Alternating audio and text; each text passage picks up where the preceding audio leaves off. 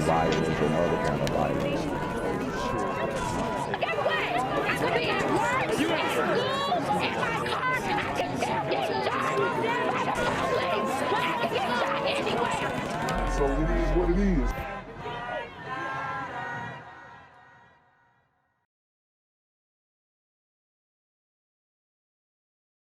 What's good, YouTube? It's the Black Gen Z Mindset. Make sure you go ahead and like, comment, share, subscribe. Let's get into the video.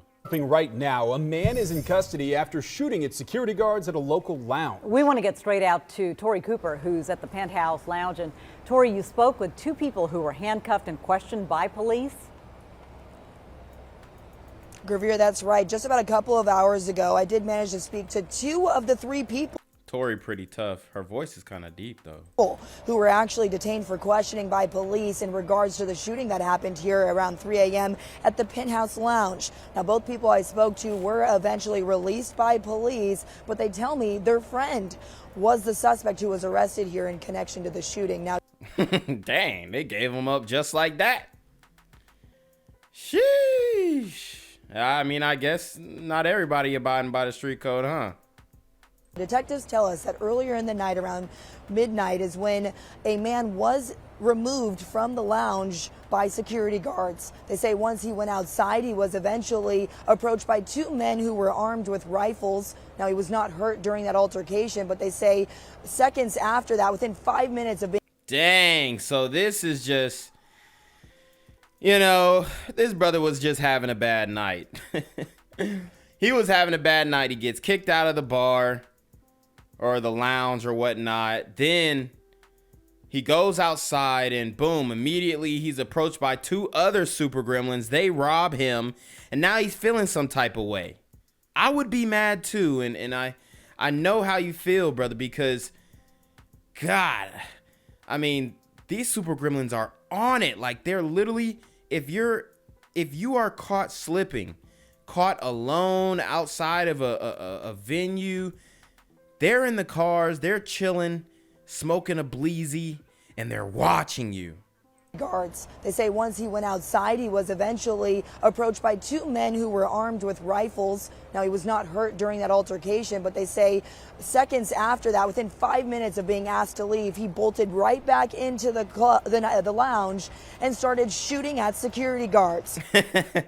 So he blamed the security. He's like, man, y'all set me up.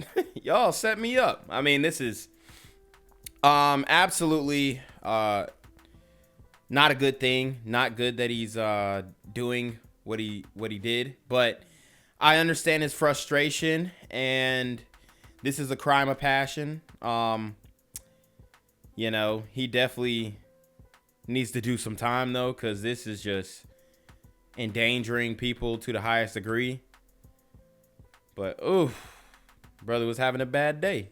Now, no one was hurt, but police say they were told a silver sedan was seen leaving the scene shortly after the shooting. Officers managed to stop the car and detained all three people who were inside the car, and they arrested one of them in connection to the shooting. We managed to speak to the two people who were inside that car with the suspect and detained for questioning. Here's what they told me.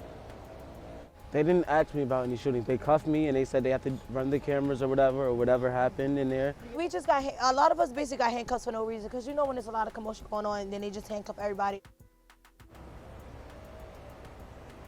Now, both of the people you just heard from tell me that they were visiting from out of town. They said that their friend was taken. They said nothing happened. They were innocent.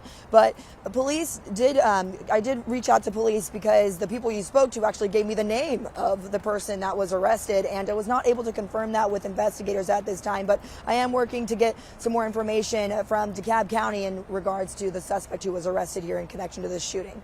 Reporting live in Brookhaven, I'm Tori Cooper, CBS. She forgot where she was at. 46 News. Yeah, lots of twists and turns in this one, Tori. Thanks so much. I'm here on the corner of MLK and Frederick Douglass, where a shooting just took place. And as you can see, it's a pretty rough area. So I'm basically risking my life reporting on this madness. So make sure you do me a favor and hit the subscribe button. Like the video, hell, share the video. And make sure you go ahead and leave a comment down in the comments section to continue the discussion on how we can find solutions to all this son violence in the streets. I'm Jenquavius Jackson, here live, reporting from Atlanta, Georgia, BGZM News 17. Taken after a CBS 46 investigation, a former Ku Klux Klan leader and convicted felon now disqualified from running for public office.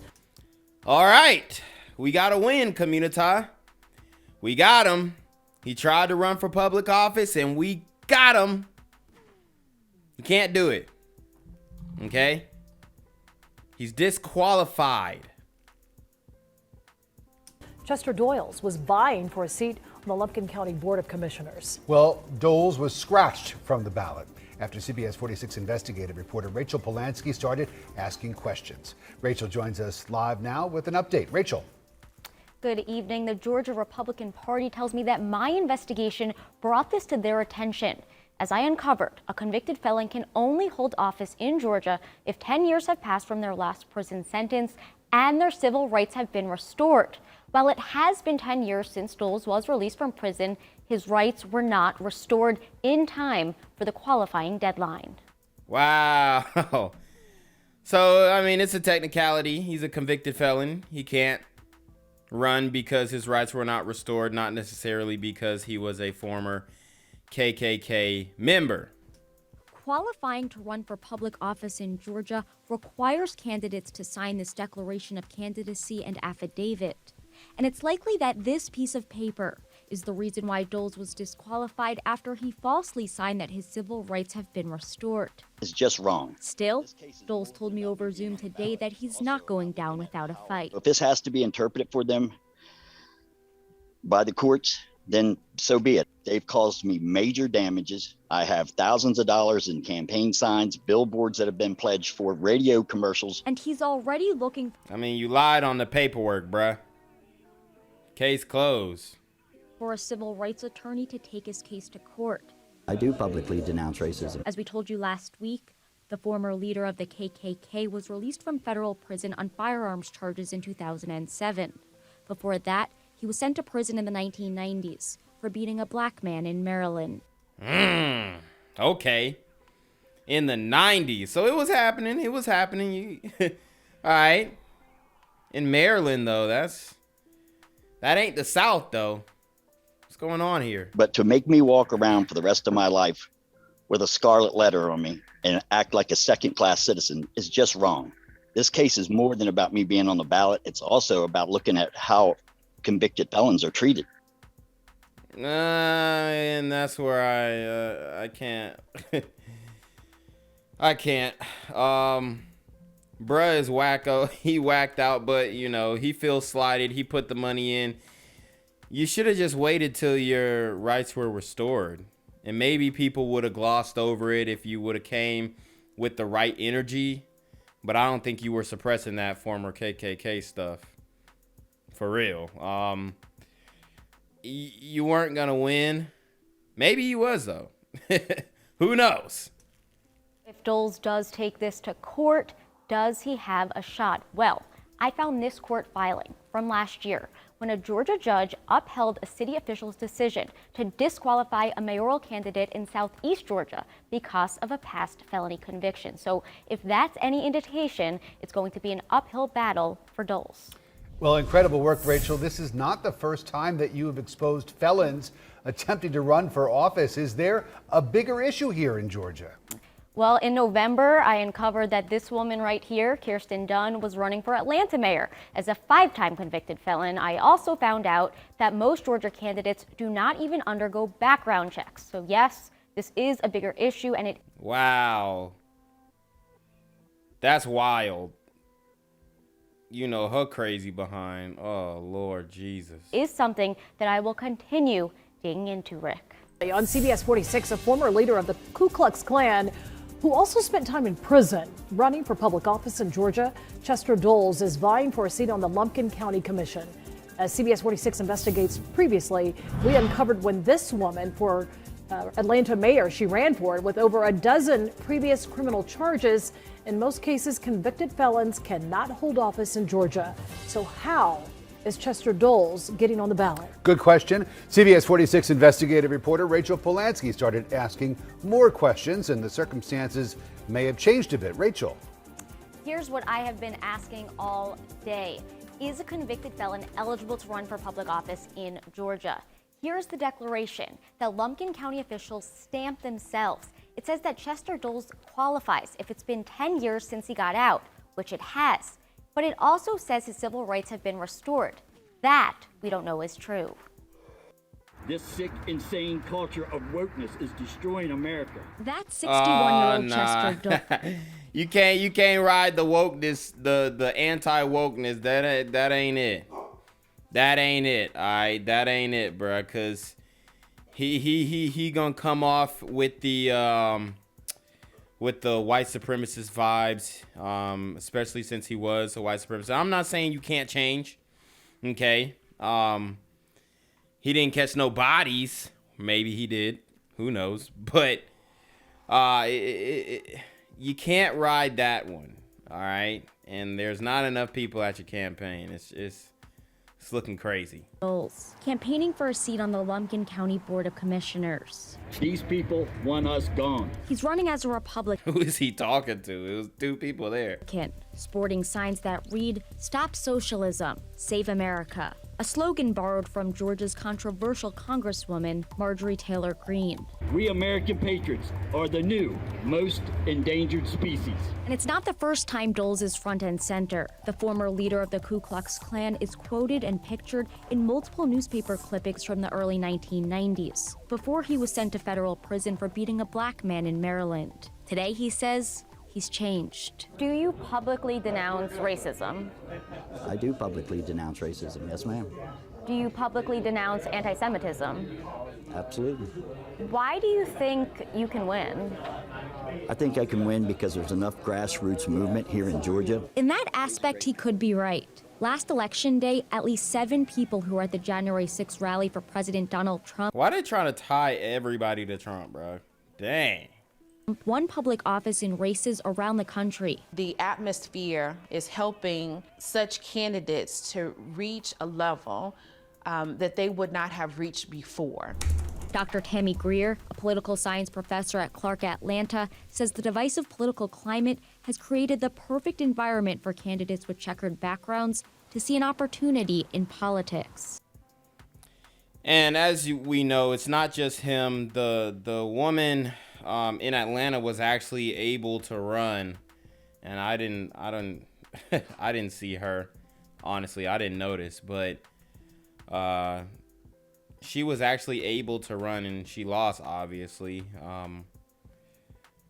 But I mean, it is kind of scary how or what you have to do to qualify to hold public office, because a lot of times it's not much. There are minimum qualifications to become a candidate in this country, and I find it odd that we don't request more for those that are seeking political office. As CBS 46 Investigates has previously uncovered, most candidates in Georgia do not need a background check to run for political office. And when we asked Doles about his criminal record, he compared himself to civil rights activists. If you look at Jose Williams, he was on the city council. He was arrested 168 times. Congressman John Lewis was a congressman until he went to his grave. He was arrested 68 times. Don't matter that you're out there for the civil rights movement. You know, then I'm. Hold on, look how he put in he put in quotations the civil rights movement. Hold up. Look at Jose Williams. He was on the city council. He was arrested 168 times. Congressman John Lewis was a congressman until he went to his grave. He was arrested 68 times. Don't matter that you're out there for the hands. It's giving civil rights movement. You know, then I'm a white civil rights activist then. God dang. Wow, he just said it straight up. Nah, he ain't changed, y'all. He ain't changed. He still think the same way. I mean, look, bruh. Definitely don't vote for this man.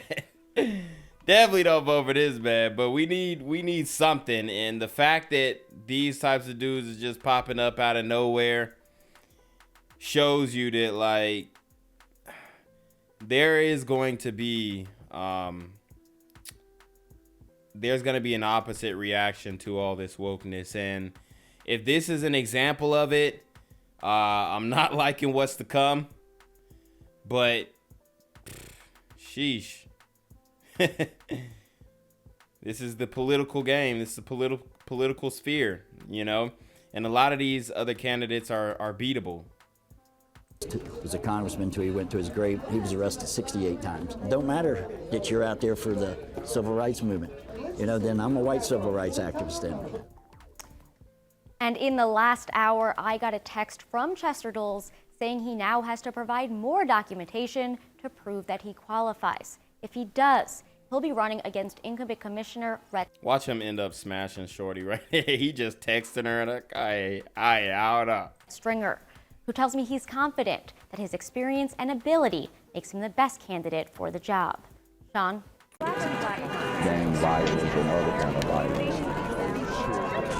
Guess what? I could be at work, at school, in my car, and I can still get shot by the police. I can get shot anywhere. So it is what it is.